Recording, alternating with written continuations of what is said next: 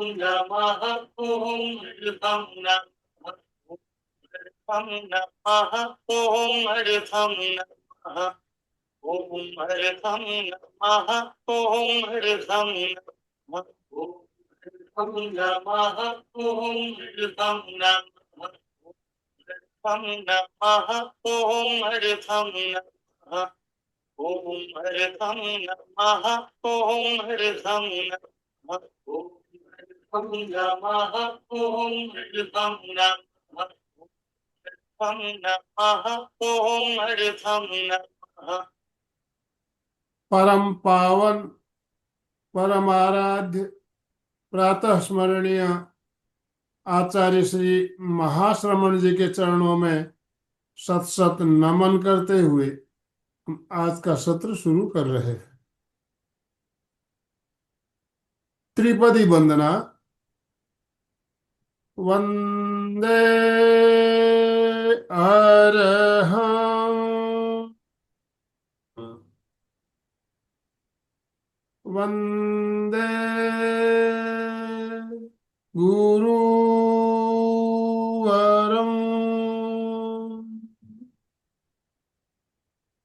वंदे सत्यं।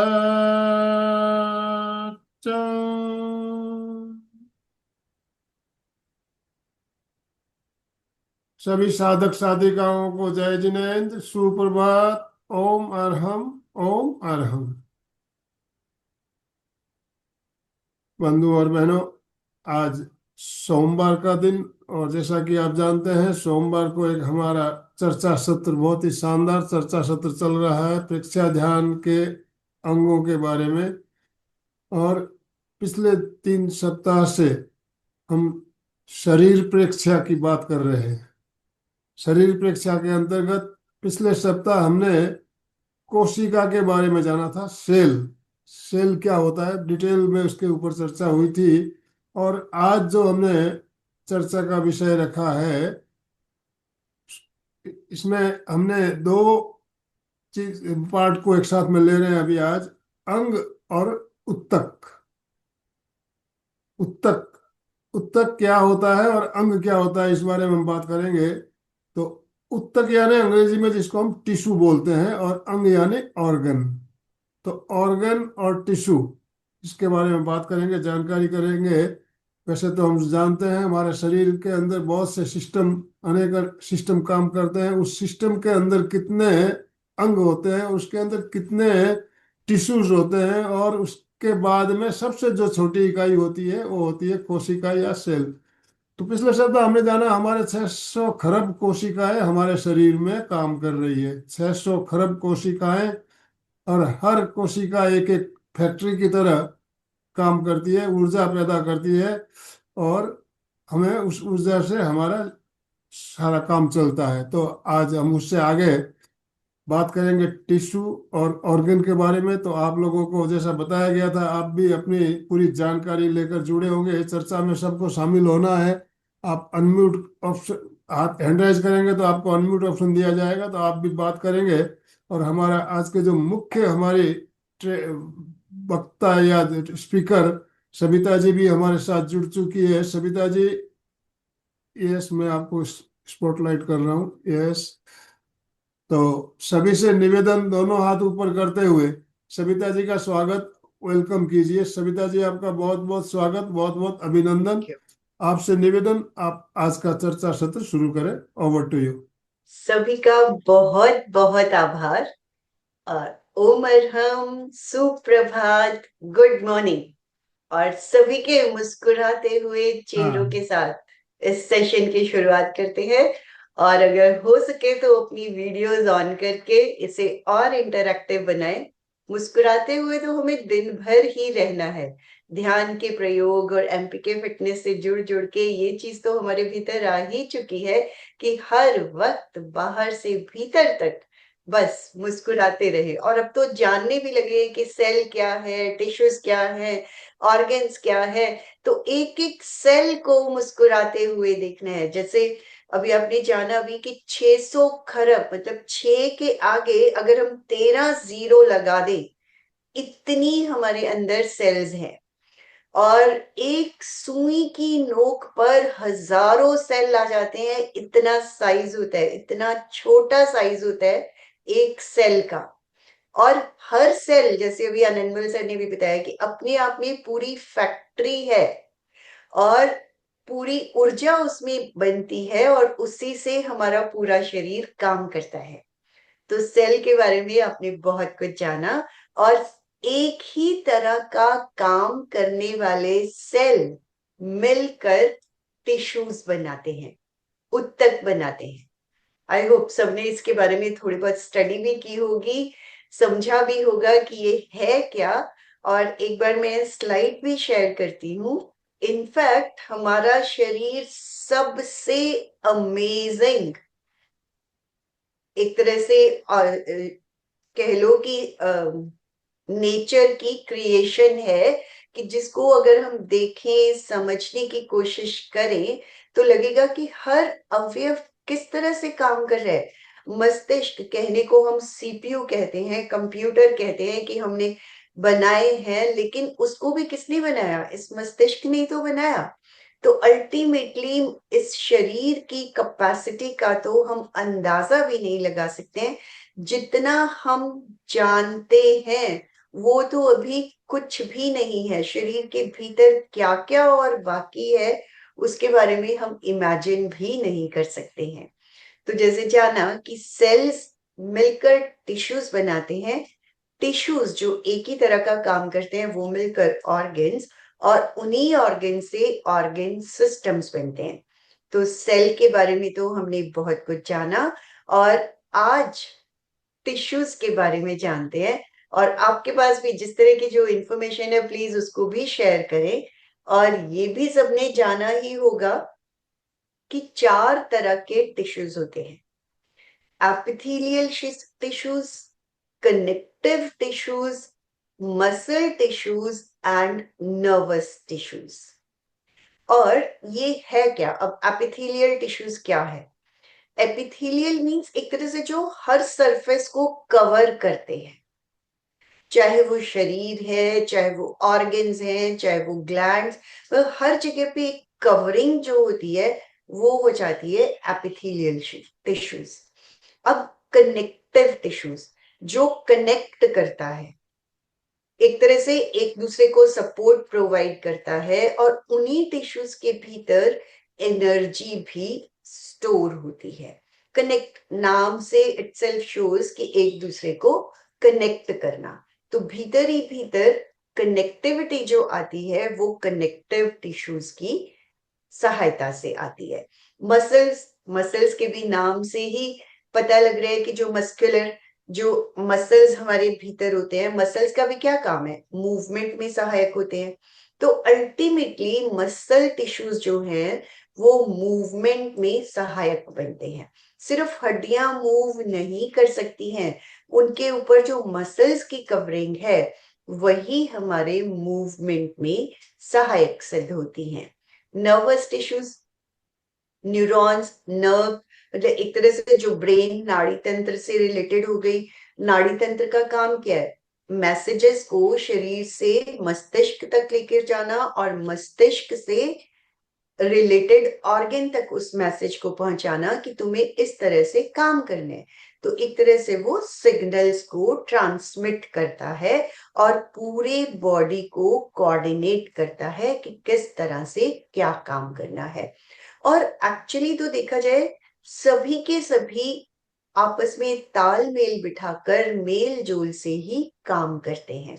पूरे शरीर के, चाहे वो सिस्टम्स भी अलग अलग हैं, ऑर्गन्स भी अलग अलग हैं, सेल्स भी अलग अलग हैं, टिश्यूज भी अलग अलग हैं, बट फिर भी सबका कोऑर्डिनेशन, तालमेल इतना बढ़िया बना रहता है।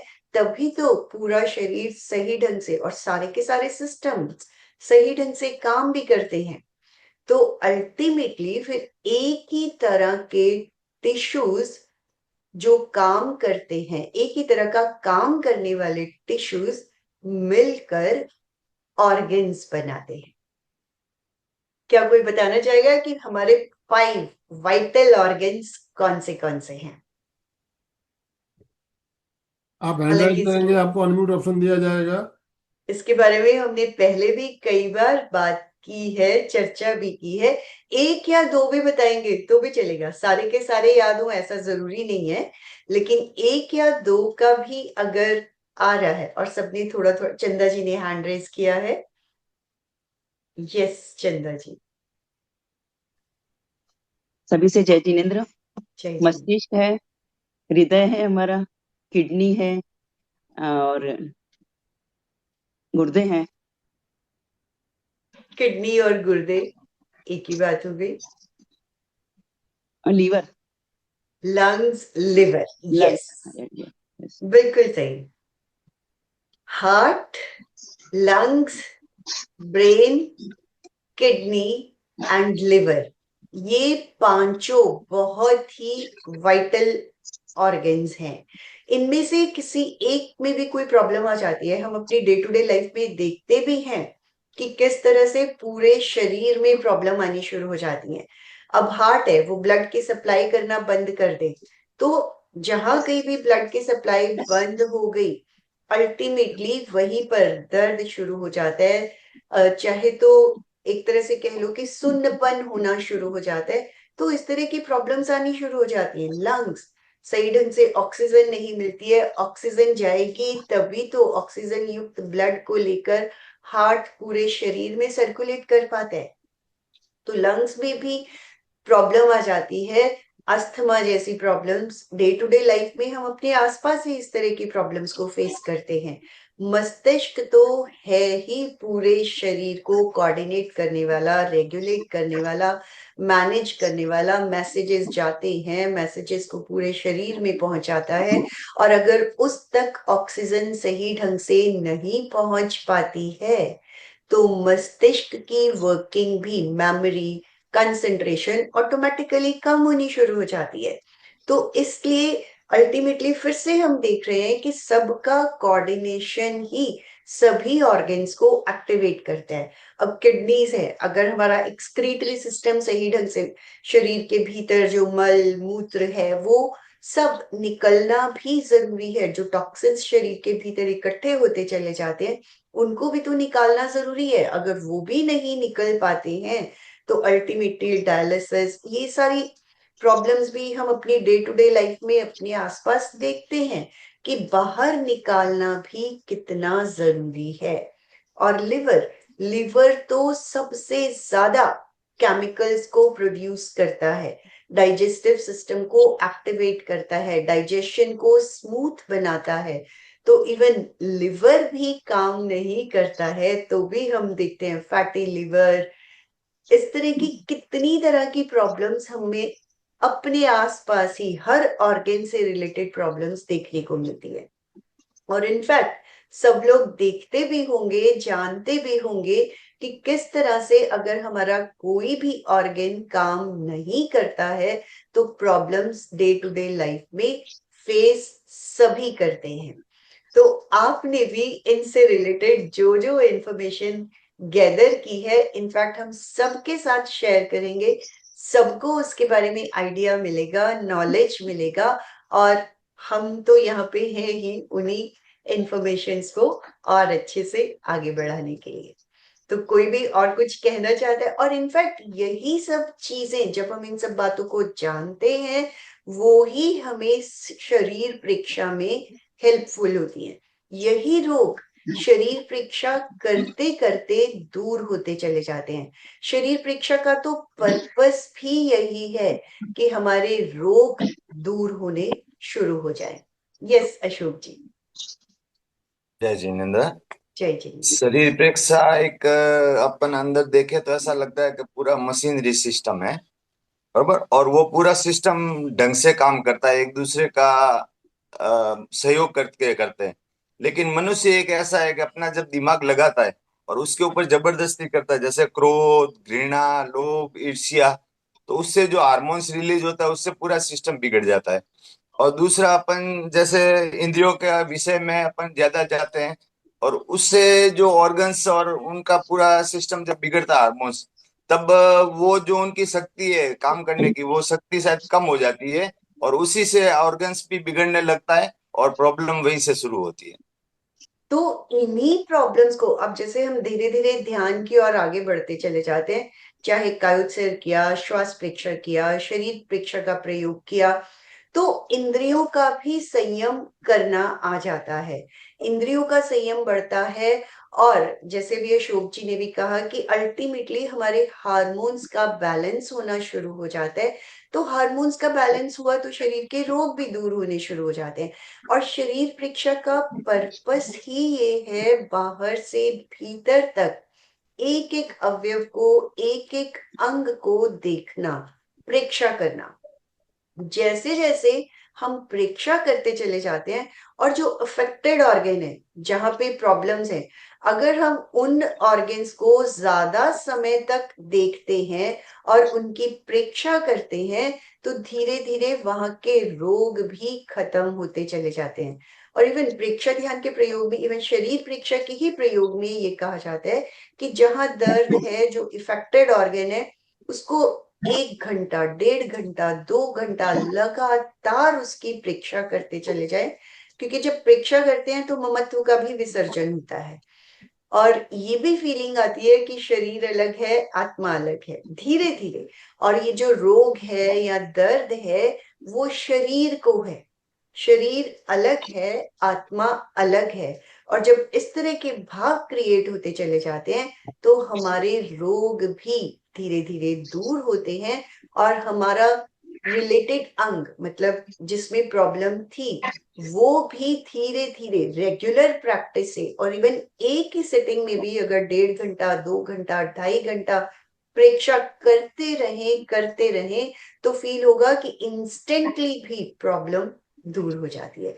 तो इतना इफेक्टिव प्रयोग है शरीर प्रेक्षा का। कायाकल्प का प्रयोग यही तो है कि हम देखते गए और अपने आप को पूरी तरह से रोग मुक्त करते चले गए। तो इस तरह शरीर मैम प्रेक्षा मैम बहुत। कायाकल्प और कायोत्सर्ग एक ही चीज जैसा होगा? कायोत्सर्ग में तो एक्चुअली भी सुझाव दिया जाता है शिथिलीकरण का, और मेनली भेद विज्ञान का प्रयोग किया जाता है कि शरीर अलग है, आत्मा अलग है।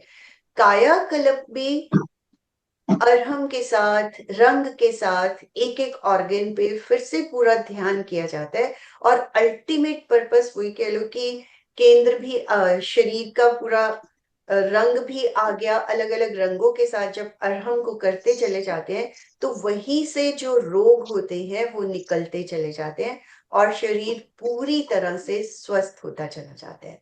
मेनली काया का कल्प, जैसे आयुर्वेद में भी कहा जाता है कि विभिन्न आयुर्वेदिक मेडिसिन को लेके, या जो ये प्राकृतिक चिकित्सा है उनसे कायाकल्प। तो एक तरह से परीक्षा ध्यान में भी विभिन्न प्रयोगों को कर करके भी कायाकल्प, कायाकल्प अल्टीमेटली हम रोगों से मुक्त होते चले जाते हैं। ओम अर्हम। कांता जी, कांता जी। कांता जी बोलिए। जय जिनेन्द्र। जैसे आज मुझे बुखार है, बहुत भयंकर बुखार आया है मुझे।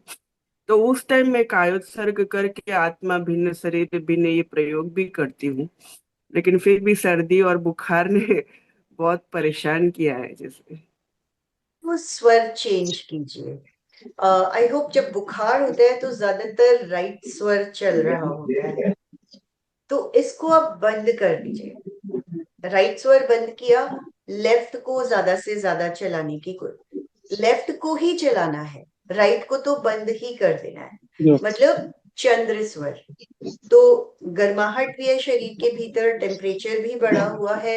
जब हम चंद्र स्वर चलाते हैं तो शरीर को ठंडक भी मिलेगी और धीरे धीरे टेम्परेचर भी कम होना शुरू हो जाता है।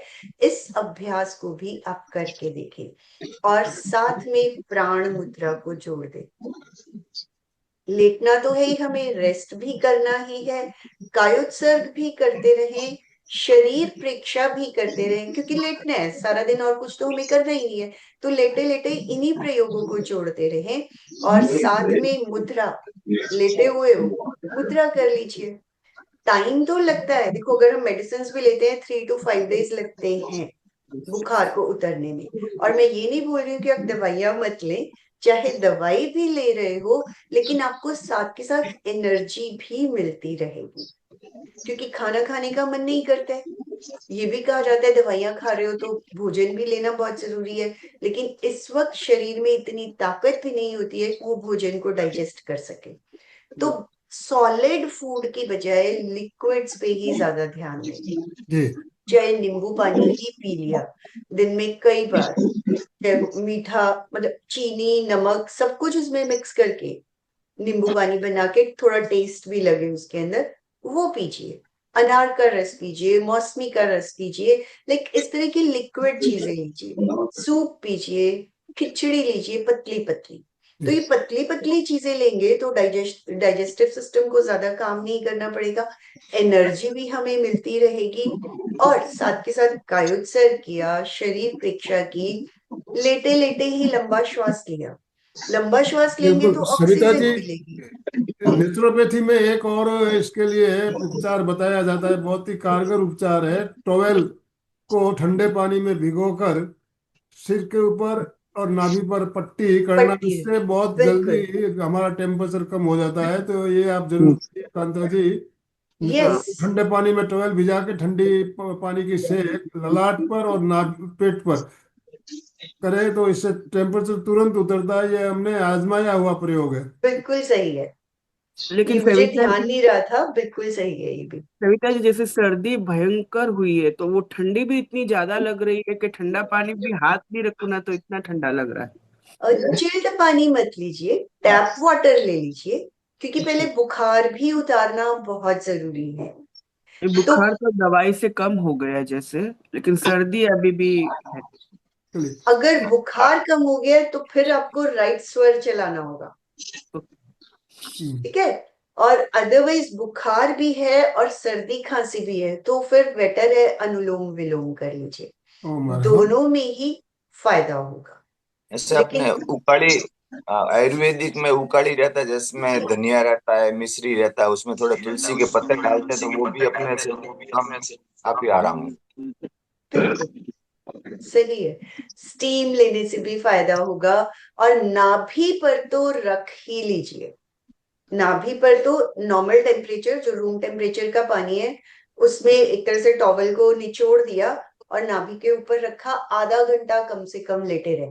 और उस टॉवल के ऊपर एक सूखा कपड़ा भी रख दे, ताकि वो जो ठंडक या गर्माहट जो भी है वो अंदर ही बनी रहे। पेट खाली होना चाहिए, कम से कम 1.5 से 2 घंटा पेट खाली हो, और फिर उसको ऊपर रख के यस, आराम से बस लेटे रहो। कांता जी, ठीक है। कांता जी बोलिए। जय जिनेंद्र मैम। चलिए, मेरे को नोस एलर्जी है, तो उसके नहीं, लिए मैं हमारा गर्म जो करना। टॉपिक चल रहा है अभी, हम टॉपिक पे ही बात करें तो अच्छा रहेगा। तो अपनी पर्सनल जो बीमारियां हैं उसके लिए हम अलग से सेशन लिया जा सकता है। तो अभी हमारा जो टिश्यू और ऑर्गन्स हमारा टॉपिक चल रहा है, तो इसके लिए अर्शि, हमें ये तो जाना है कि टिश्यू और ऑर्गन क्या काम करते हैं। तो इसके तो हमारे शरीर की तुलना हम एक इमारत या बिल्डिंग से अगर करते हैं, एक बिल्डिंग होती है, बिल्डिंग तो बिल्डिंग जैसे हमारा शरीर हो गया। उस एक बिल्डिंग में अनेक अनेक उसमें फ्लैट होते हैं, फ्लैट अलग अलग फ्लैट होते हैं। तो उसी तरह हमारे शरीर में ऑर्गन्स होते हैं, अलग अलग ऑर्गन्स होते हैं। और एक फ्लैट होता है, फ्लैट में अलग अलग रूम होते हैं। रूम होते हैं कि नहीं होते, अलग अलग रूम्स होते हैं। तो जो रूम होते हैं उसकी तुलना हम अपने टिश्यू के साथ, ऑर्गन के साथ करते हैं, ऑर्गन के साथ। तो हमारे जो फ्लैट हो गए हमारे सिस्टम, सिस्टम हो गया फ्लैट, रूम हो गए हमारे ऑर्गन। और एक रूम में अरे चार दीवारें दीवारें भी होती है ना, तो दीवार हो सारी गई हमारे टिश्यू। और उसके अंदर एक एक ईंट होती है, जो इकाई होती है, वो हो गए हमारे सेल। इस बात से आप समझ सकते हैं, जो इकाई सबसे छोटी इकाई है वो है, जैसे बिल्डिंग में ईंट होती है तो उसी तरह हमारे शरीर में सेल होता है। कुछ सेल जब जुड़ते हैं तो टिश्यू बनता है। जैसे एक दीवार बन गई, अब कुछ ईंटें बनी तो एक दीवार बन गई, लेकिन उस दीवार का महत्व तो होता है लेकिन उतना ज्यादा नहीं होता है। जब वो चार दीवारें मिलती है, रूम बन जाता है, तब उसका महत्व बढ़ जाता है। तो हमारे भी कुछ उत्तक मिलकर एक ऑर्गन बन जाते हैं, ऑर्गन बनने से उसका महत्व बढ़ता है। और कुछ ऑर्गन जब मिलते हैं तो एक सिस्टम होता है, और सिस्टम पूरे कई सिस्टम मिल जाते हैं तो पूरा शरीर हमारा एक दीवार, एक इमारत की तरह खड़ा हो जाता है। तो एक बिल्डिंग के साथ हम शरीर की तुलना कर सकते हैं। किस तरह एक बिल्डिंग की छोटी सी इकाई होती है ईंट, उसी तरह हमारा सेल। क्या सिस्टम्स किसी को याद है? कितने सिस्टम्स होते हैं और कौन कौन हाँ, से हैं? सिस्टम के बारे में तो हमने अलग एक श्रृंखला भी ली थी, आपको याद होगा भाइयों बहनों, ये लेकिन बहुत अच्छी टोटल श्रृंखला भी चली सिस्टम थी। कितने हैं? जरूरी नहीं है सभी सिस्टम सभी को याद हो, ये चीजें याद रखना इतना जरूरी भी नहीं है।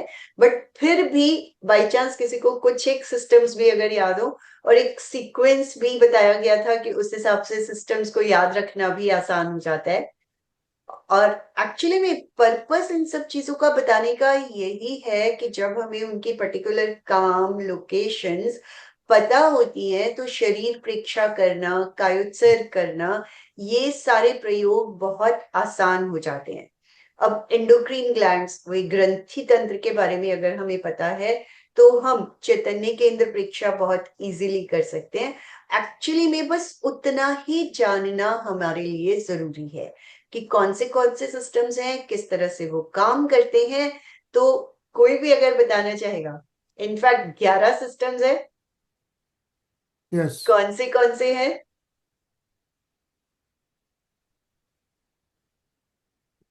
सुचेता जी कॉपी देख रही है। हाँ, अच्छी बात है, अच्छी बात है कि पता लगेगा कि कहाँ है, और इसी तरह याद रीना भी जी आती बोलिए। है चीजें। यस रीना जी। जय जिनेन्द्र दीदी। जय जय जिनेन्द्र। जय। 11 तरह के हमारे बॉडी में सिस्टम होते हैं। उसमें पहला है एक कंकाल, जो हमारे स्केलेटल सिस्टम हो गया, और एक लिम्फेटिक सिस्टम होता है, एक नर्वस सिस्टम है हमारे, एक रेस्पिरेटरी सिस्टम, एक डाइजेस्टिव सिस्टम है, और कार्डियोवास्कुलर सिस्टम है हमारा, रेस्पिरेटरी सिस्टम, और नीचे जो है हमारा इस तरह करके, मतलब 11 सिस्टम होते हैं। अभी 2-3 अभी मुझे पूरी तरह ना बिल्कुल, बहुत अच्छे बताए हैं। आई थिंक बाकी के सुचेता जी बता देंगे, ये अशोक जी। या अशोक जी। बोलिए कौन बताएंगे? काफी अच्छा बताया, बहुत बढ़िया। श्वसन तंत्र भी है, नेरो रेस्पिरेटरी रेस्पिरेटरी बता दिया। बताया उन्होंने, नेरो सिस्टम है। नर्वस भी बता दी है। अगर हो सके तो जो वो बता चुके हैं उनके अलावा बताने की कोशिश कीजिए। एक उन्होंने त्वचा बताया था, त्वचा के हाँ। साथ मस्कुलर आ गया, हाँ स्केलेटन आ गया, ये जी 3 सिस्टम हो गए। जी। फिर उन्होंने नर्वस बता दिया, सर्कुलेटरी बता दिया, रेस्पिरेटरी बता दिया, डाइजेस्टिव बता दिया। उसके बाद क्या एक बचा? Reproductive, reproductive, reproductive, reproductive. Excretory. जी जी, हाँ एक्सक्रीटरी, ठीक है, वो ये नीचे आ की। जाएंगे। लिम्फेटिक उन्होंने बता दिया। अब एक और बचा है, ये ग्रंथि तंत्र, endocrine, endocrine, endocrine glands. Yes, endocrine. ग्रंथि तंत्र। ओके। ठीक है, तो एक बार मैं फिर से सीक्वेंस में बताती हूँ ताकि याद रखना आसान हो जाए। जैसे सबसे पहले हमने त्वचा को लिया, त्वचा, अंदर गए मसल्स, मस्कुलर, और अंदर गए हड्डियां, अस्थि तंत्र। ये 3 हो गए एक साथ। अब अगर हम ऊपर से शुरू करते हैं, मस्तिष्क, नर्वस सिस्टम, फिर आ गया लंग्स, रेस्पिरेटरी सिस्टम, हार्ट से रिलेटेड सर्कुलेटरी सिस्टम, फिर नीचे अगर आ जाते हैं पेट की तरफ, डाइजेस्ट पाचन से रिलेटेड डाइजेस्टिव सिस्टम, मल मूत्र का त्याग, एक्सक्रीटरी सिस्टम, प्रजनन तंत्र, रिप्रोडक्टिव सिस्टम। अब 2 और बचे, एक हो गया लिम्फेटिक सिस्टम और एक हो गया ग्रंथि तंत्र, endocrine system. Endocrine system. Yes, तो इस तरह से याद करने की कोशिश करेंगे तो बहुत इजीली याद हो गया कि पहले 3 सिस्टम अलग से ले लिए, फिर ऊपर से शुरू किया, फिर लास्ट में 2 बचे। तो वो कौन से हो सकते हैं? एक लिम्फेटिक हो गया, इम्यून सिस्टम से रिलेटेड। और ग्रंथि तंत्र हार्मोन से रिलेटेड। तो जब हमें सिस्टम्स के काम पता होते हैं और उन्हीं सिस्टम्स के ऑर्गन्स, क्योंकि ऑर्गन से मिलकर सिस्टम बने, टिश्यूज से मिलकर ऑर्गन बने, और ऑर्गन्स की लोकेशन अगर हमें पता होती है तो एक तरह से श्वास परीक्षा भी आसान हो जाती है, कायोत्सर्ग भी आसान हो जाता है, शरीर परीक्षा भी आसान हो जाती है। अभी तक जैसे हम 3 ही प्रयोगों की बात कर रहे हैं, तो शरीर परीक्षा में भी अफेक्टेड ऑर्गन को ज्यादा देखते हैं तो वहां के रोग दूर होते चले जाते हैं। तो आई होप ये थोड़ा सा आइडिया भी मिला होगा कि किस तरह से हमें ध्यान देना चाहिए। और कोई भी रोग हो तो ये 2-3 प्रयोग ही बताए जाते हैं कि एक तो भेद विज्ञान कर ले कि वो ऑर्गन अलग है। एक तो हुआ हम कायोत्सर्ग में पूरे शरीर को अलग अपने आप से देखते हैं, शरीर अलग है, आत्मा अलग है। एक हुआ इफेक्टेड ऑर्गन को ही हमने स्वस्थ करना है। तो जब हम उसी का कायोत्सर्ग, उसी की शरीर परीक्षा करते हैं, घंटा, 1.5 घंटा, 2 घंटा, पूरी तरह से लाइक ज्ञाता दृष्टा भाव जो कहा जाता है। ज्ञाता दृष्टा भाव क्या है? वैसे हम बहुत बोलते हैं इस शब्द के बारे में, लेकिन ये है क्या? कायोत्सर्ग में भी कहा जाता है, शरीर परीक्षा में भी, श्वास परीक्षा में भी, ये है क्या? ज्ञाता दृष्टा भाव हाँ, मतलब आत्मा बिन और शरीर बिन देखना, या फिर अपन जो देखे उसको राग और द्वेष के बिना देखने। राग और द्वेष से मुक्त होकर देखना। और राग और द्वेष भी कई बार वो ठीक है, क्योंकि हम जैन तत्व को थोड़ा थोड़ा जानते हैं तो कई बार हमें राग और द्वेष शब्द पता होते हैं, लेकिन एक ले मैन को कई बार ये भी नहीं पता होता कि राग क्या है, द्वेष क्या है। अटैचमेंट। हाँ, अटैचमेंट, डिटैचमेंट, लाइक्स, डिसलाइक्स। मतलब हम किसी भी चीज को, मान लो हमने किसी भी चीज को देखा, सामने कोई व्यक्ति ही आ गया या कोई वस्तु आ गई, तो एकदम से ये भाव आता है ना, अरे ये बहुत सुंदर है, अरे ये चीज तो बहुत अच्छी है, अरे ये खाना तो बहुत टेस्टी है। तो वो हमारा उसके साथ राग का भाव जुड़ गया। लाइक, हमने उस चीज को पसंद किया, लाइक का भाव जुड़ गया। अब ये लगा रहे ये चीज तो बिल्कुल भी स्वाद नहीं है, मीन्स डिसलाइक, द्वेष, वो जुड़ गया। तो जब हम कायोत्सर्ग करते हैं, शरीर परीक्षा करते हैं, अब ऑर्गन को देखना शुरू किया, तो ऑर्गन के साथ भाव जुड़ा, अरे ये तो मुझे बहुत परेशान करता है, तो वो डिसलाइक। अरे, तो अल्टीमेटली हमने जिस भी ऑर्गन में, चाहे वो प्रॉब्लम है, लेकिन उसको सिर्फ और सिर्फ देखा, उसके रोगों को, दोषों से मुक्त होकर, अपने आप को खाली करके सिर्फ और सिर्फ परीक्षा करते चले जाए गए, और ये भाव भी छोड़ दिया, अरे मैं 1 घंटा करूंगी, 2 घंटा करूंगी तो वो स्वस्थ हो जाएगा। हम शुरू जरूर कर रहे हैं, हमारा ध्येय जरूर है, वो पर्पस जिसे कहते हैं, ध्येय सूत्र जो हम कहते हैं, तो उसमें अभी जो, अगर मान लो हमने किसी ऑर्गन की स्वास्थ्य के लिए वो परीक्षा शुरू की, तो हमारा ध्येय है, लेकिन ध्येय के बाद उसको भी छोड़ के सिर्फ और सिर्फ देखने की प्रक्रिया की। तो जब हम देखते चले जाते हैं, ज्ञाता दृष्टा भाव, ज्ञाता दृष्टा, ज्ञान और दर्शन, मतलब हमें पता लगा, हमें ये नॉलेज मिली कि हमें उसको सिर्फ और सिर्फ देखना है, दर्शन। तो देखते चले जाते हैं, राग द्वेष से मुक्त होकर जी, आसक्ति। बिल्कुल बिल्कुल सही है आपका। आप जो बात कह रहे हो, मैं जैसे हम एक ऑर्गन पे अपना ध्यान टिकाते हैं तो उसके अंदर अपने प्रकंपन महसूस होते हैं, तो उसके अंदर अपने एक एक सेल जो है प्रकंपित हो रहे हैं, ऐसा अपने को अनुभव होने लगता है। यस, अनुभूति होने लगती है, एक एक सेल उसमें प्रकंपित हो रहा है, ऐसी अनुभूति हमें होने लगती है। बिल्कुल। तो मीन्स पूरी तरह से हम उसके ऊपर एकाग्र हो गए हैं, पूरी हमारी जागरूकता वहां पे बनी हुई है, तो वहां के दोष, वहां के रोग ऑटोमेटिकली खत्म होने शुरू हो जाते हैं। फिर बिल्कुल। थोड़ी बहुत प्रॉब्लम बची, अगले दिन फिर से कर लिया, अगले दिन फिर से कर लिया, इसी तरह प्रयोग को रिपीट करते चले जाते हैं। और देखना, किसी मेडिसिन की भी जरूरत नहीं पड़ती है, मेडिसिन लेना गलत नहीं है, बट अगर हमारी इनके ऊपर भी आस्था बढ़ती चली जाती है तो हमारे रोग अपने आप दूर होते चले जाते हैं। हमारी वाइटल एनर्जी इतनी स्ट्रांग हो जाती है कि रोग आया, हमने थोड़ी प्रेक्षा की, कायोत्सर्ग किया, दीर्घ श्वास लिया, ऑक्सीजन को वहां तक पहुंचाया, तो वो रोग ऑटोमेटिकली कम बिल्कुल। होने तो शुरू हो जाते प्रैक्टिकल भी हमें करना है। सविता जी और अलका जी भी हमारे साथ जुड़ चुकी है। अलका जी को भी हम 2 मिनट सुनना चाहेंगे। इससे भी पहले कांता जी धोखा, आप कुछ कह रही थी, आप अनम्यूट करके अब अपनी बात रख सकते हैं। कांता जी धोखा, यस, अनम्यूट कीजिए अपने आप को। हैं। कांता वो जी के भी बाद हम नजर अलका नहीं जी आ को रही है। सुनेंगे 2 मिनट, फिर हम हाँ प्रैक्टिकल करेंगे। हाँ। नहीं मैम, मैं पूछना था, और गर्मी के लिए आपने बताया ना, इसलिए मैंने पूछा कि ठंडी से क्या होता है। ठंडी से क्या होते हैं मतलब? मीन्स हमारे बॉडी में अभी, मीन्स हवा से एलर्जी होती है ना, तो अच्छा, बॉडी में कैसे गर्मी ला सकते हैं वैसे। राइट सूर्य स्वर, सूर्य स्वर। मीन्स वो लेफ्ट जब को बंद भी कर दो। छींक आए तो सूर्य स्वरी करना क्या। यस, हाँ। और करके देखिए, बहुत फर्क पड़ता है। सुबह उठ के, जैसे वो इवन आप ये भी करते हो ना, बॉक्स ब्रीदिंग।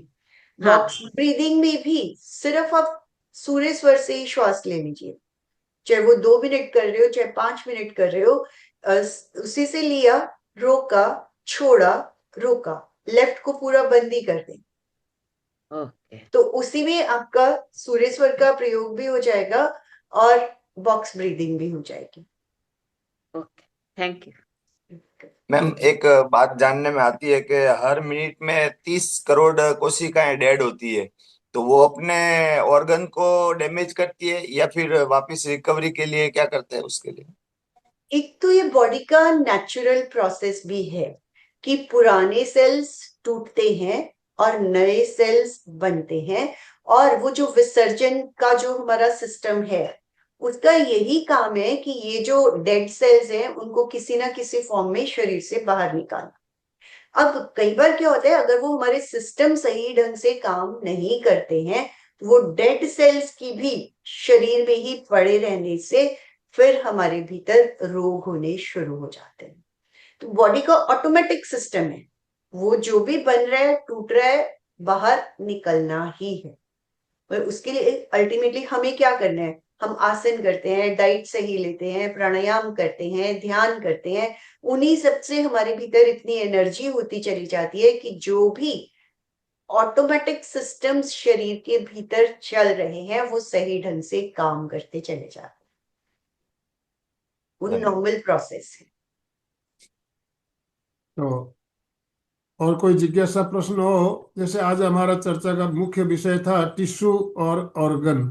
तो टिश्यू के बारे में हमने बहुत सुंदर तरीके से जाना, ऑर्गन्स के बारे में भी जाना, और सिस्टम सिस्टम के बारे में तो हमने पहले बहुत से सेशन लिए हुए हैं।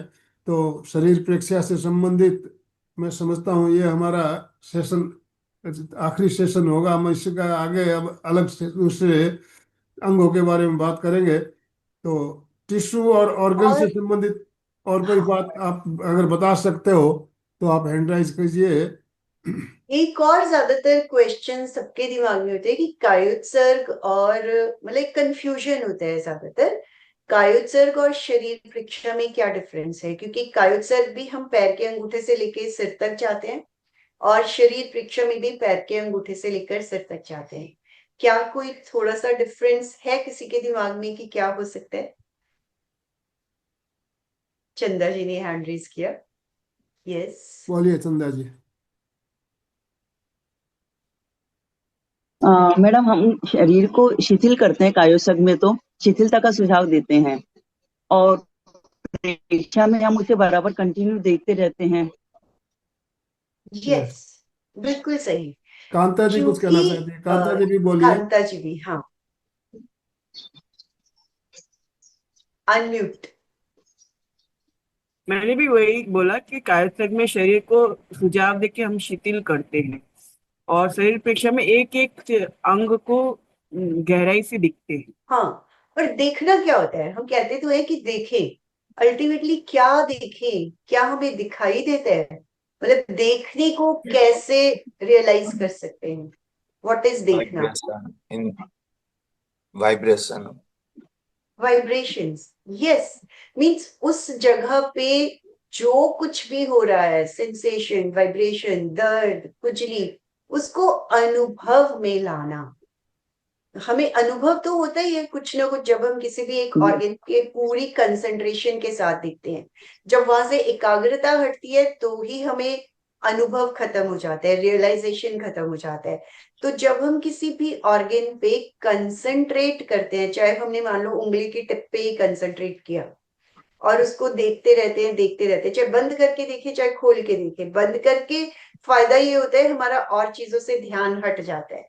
खुली आंखों से और भी कुछ अगर आएगा तो उसकी भी हमें डिस्टरबेंस फील होगी। तो जब देखते हैं तो कुछ ना कुछ वाइब्रेशन, सेंसेशन अपने आप होनी शुरू हो जाती है। तो वो जो हम देख रहे हैं दैट इज प्रेक्षा। और उस वक्त देखना जितनी कंसंट्रेशन बढ़ती है उतने विचार कम होते चले जाते हैं। और ध्यान का अल्टीमेट पर्पस ही क्या है? निर्विचारता।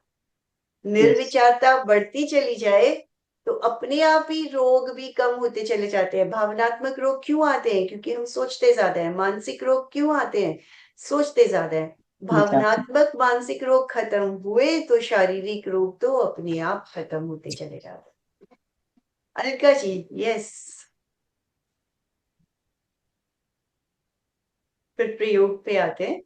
चलिए, अलका, प्रयोग करने से पहले एक बात और क्लियर कर दूं। आपने कायोसर्ग की बात की, तो कायोसर्ग में जो मुख्य बात है भेद विज्ञान, भेद विज्ञान, ये कायोसर्ग का हमारे मुख्य है। ये दूसरे किसी भी प्रयोग में आज हम शरीर परीक्षा करते हैं या शवासन करते हैं, कुछ भी करते हैं, तो भेद विज्ञान केवल हम कायोसर्ग में ही करते हैं। ये कायोसर्ग की यस, विशेषता है। तो प्रयोग पे आते हैं। पूरे शरीर को ढीला छोड़ दे, एक बार ताड़ासन कर लीजिए। ताड़ासन करके जो पूरी सुस्ती, अकड़न जकड़न अच्छे से निकाल दे, अंगड़ाई ले ले। और बिस्तर पे से भी सुबह सुबह उठते हैं तो एक बार अंगड़ाई लेकर जरूर उठे। पूरे शरीर को अच्छे से खींच तान कर, ये चीजें आजकल हम भूल चुके हैं, बहुत जरूरी है। तो जिस भी आसन में, ब्लड का फ्लो अपने चालू हो जाता है, जो रात को सोए यस, हुए रहते हैं blood का। हाँ, क्योंकि रात भर पूरा स्टेबल हो चुका होता है, सभी ऑर्गन्स स्लो हो चुके थे, एक अंगड़ाई लेने से सारे का सारा एक्टिवेशन हो जाता है। तो बिस्तर पे उठने से पहले एक बार जरूर से पूरी अंगड़ाई ले। ताड़ासन है क्या? अंगड़ाई लेना ही है। तो जिस भी आसन में सुविधा पूर्वक बैठ सके, आसन का चुनाव। हाथों की मुद्रा वीतराग मुद्रा। और इस प्रयोग को अगर बीच में खड़े होकर करते हैं तो बहुत इफेक्टिव रहता है, क्योंकि वो प्राण धारा का फ्लो अच्छे से मैनेज होता है। और बीच में कोई प्रॉब्लम हो तो बैठ भी सकते हैं। हालांकि अभी तो हमारे पास बचे ही 10-12 मिनट है, तो अगर खड़े होकर भी करेंगे तो बहुत अच्छे से मैनेज होगा। कमर और गर्दन सीधी, और जो खड़े हैं पैरों में कंधों के बराबर फासला। हाथों को, कंधों को पूरी तरह से ढीला छोड़ दे। बैठे हैं वीतराग मुद्रा। कमर और गर्दन सीधी, आंखें कोमलता से बंद, चेहरे पर मुस्कुराहट। पूरे ध्यान काल तक शरीर की यही मुद्रा बनी रहे। ठोड़ी को थोड़ा सा नीचे और नीचे, अमृत जी थोड़ा सा नीचे करें। गर्दन सीधी होनी चाहिए, थोड़ी और नीचे लाएं, और नीचे, यस, हाँ। पूरे शरीर को ढीला छोड़ दे। पैर के अंगूठे से लेकर सिर तक पूरा शरीर शिथिल हो गया है। रिलैक्स्ड, तनाव मुक्त स्टैचू की तरह फील करें। अपनी तरफ से कोई मूवमेंट ना दें। बंद आंखों से चित्त को राइट पैर के अंगूठे पर ले जाएं। होने वाली वाइब्रेशन सेंसेशंस को फील करें। जो कुछ हो रहा है भीतर अनुभव में लाएं, देखें, प्रेक्षा करें। एक एक करके उंगलियां, पंजा, तलवा, एड़ी, एंकल, पिंडली, घुटना, सांथल, कटी भाग, दाएं पैर के अंगूठे से लेकर हिप जॉइंट तक जो भी प्रकंपन, स्पंदन, दर्द, खुजली, कपड़े का स्पर्श अनुभव में लाएं।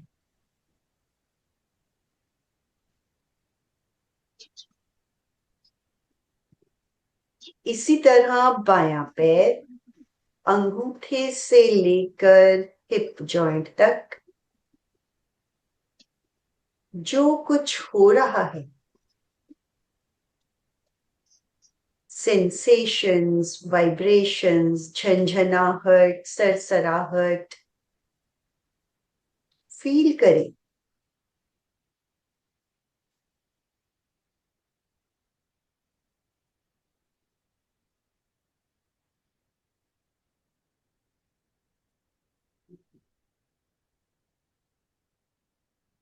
पेट के भीतरी अवयव, पाचन तंत्र, एक्सक्रीटरी सिस्टम, प्रजनन तंत्र, एक एक अवयव जो कुछ हो रहा है अनुभव में लाएं।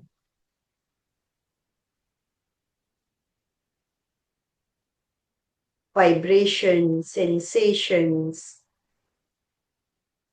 सीने का भाग, लंग्स, हार्ट,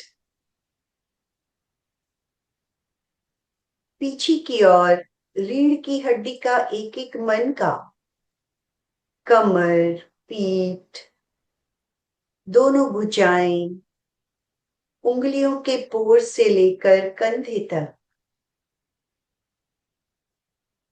जो कुछ भी अनुभव में आए, झंझनाहट, सरसराहट, कपड़े का स्पर्श, दर्द, खुजली, केवल देखिए, प्रेक्षा करें।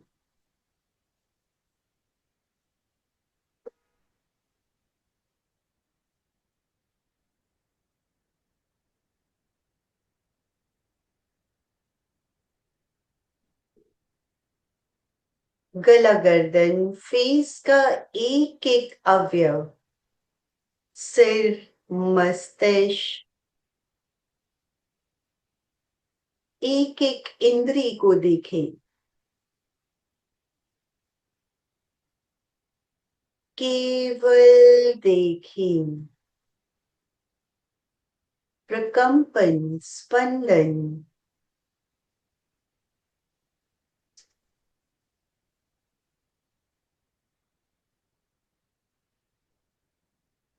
पंखे की हवा, जो कुछ भी अनुभव में आ रहा है फील करें।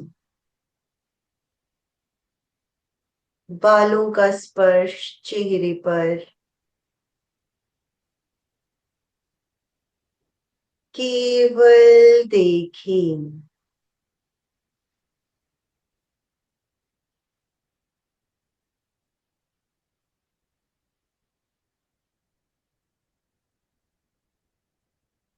चित्त को पूरे शरीर पर एक साथ फैला दें, पैर के अंगूठे से लेकर सिर तक प्राण के प्रवाह का अनुभव, नीचे से ऊपर, ऊपर से नीचे, प्राण के प्रवाह का अनुभव तेजी से।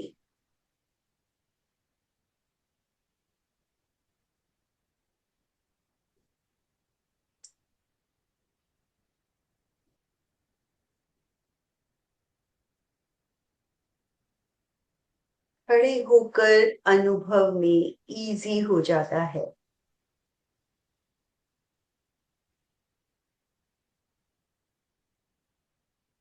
सर्कुलर मोशन में प्राण के प्रवाह का अनुभव करें।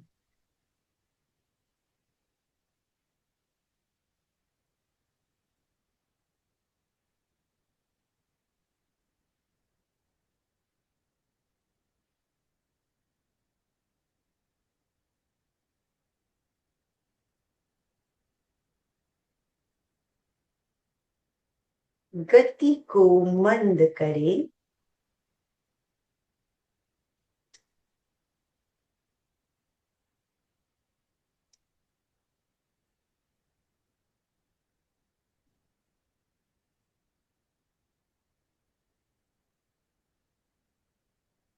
नीचे से ऊपर, ऊपर से नीचे प्राण का प्रवाह।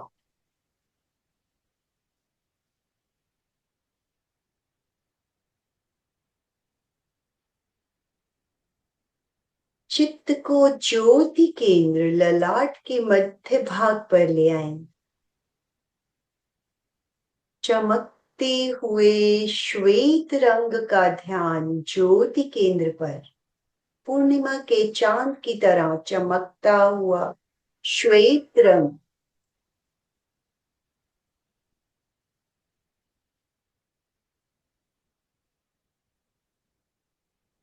चित्त को पूरे ललाट पर फैला दें।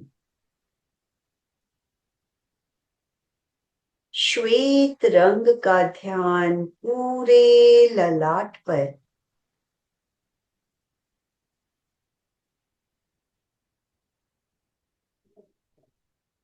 श्वेत रंग के परमाणु ललाट के भीतर प्रवेश कर रहे हैं।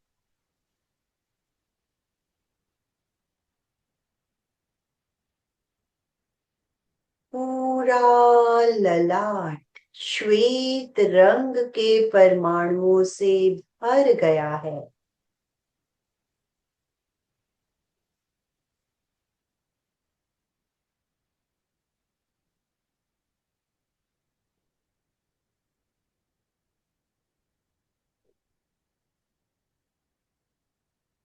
शांति और आनंद का अनुभव।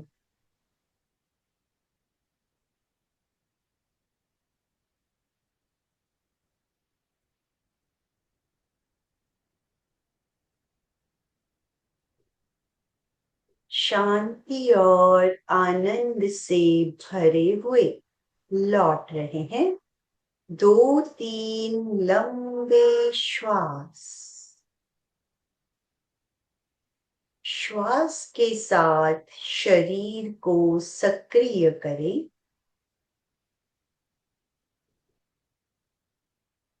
एक बार शरण सूत्र, दोनों हाथ जुड़े हुए। अर्हन्ते शरणं पवचामि, सिद्धे शरणं पवचामि, साहू शरणं पवचामि, केवलीपणत्तं धम्मं शरणं पवचामि, केवलीपणत्तं धम्मं शरणं पवचामि। दोनों हथेलियां आंखों पर। अंधेरे में आंखों को टिमटिमाए। उंगलियों से रोशनी आने दें। हाथों को हटाएं। धीरे धीरे बैठने की पोजीशन।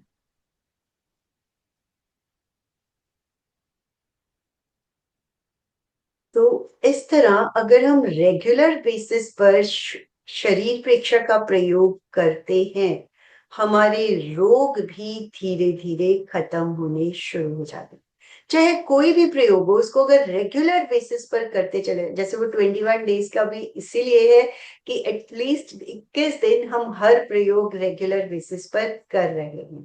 तो 21 दिनों में ही हर प्रयोग अपना जो उससे लाभ हमें मिलने वाले हैं वो हमें मिलने शुरू हो जाते हैं। और अदरवाइज आप किसी भी प्रयोग को बस करते चले जाएं, करना तो है ही, बिल्कुल। करेंगे तभी हमें उनके लाभ भी मिलते हैं। बहुत सुंदर छोटा सा प्रयोग भी अभी हमने किया बंधुओं और बहनों। तो शरीर प्रेक्षा के बारे में हमारे 3-4 अभी एपिसोड हुए, और एक एक एपिसोड में हमने बहुत कुछ नया सीखने को मिला। तो अगला सोमवार हम चाहेंगे नया हम अंग ले, चैतन्य केंद्र प्रेक्षा। तो हमारे शरीर के अंदर चैतन्य केंद्र अलग अलग कितने हैं इसके बारे में भी हम जानते हैं, इसके बारे में हम चर्चा भी करते रहते हैं। और जब चैतन्य केंद्र की परीक्षा करते हैं तो इसके उससे हमें एक पर्टिकुलर एक अंग पर हमारा ध्यान टिकता है। तो उसका क्या लाभ होगा हम अगले सेशन में चर्चा करेंगे। अभी आपके आज से सेशन से रिलेटेड कोई प्रश्न हो, कोई जिज्ञासा हो तो आप बात कर सकते हैं, नहीं तो हम समापन की ओर चलेंगे। यस, ये भी 2-3 मिनट है, इसीलिए कि हाँ, यस, अशोक जी।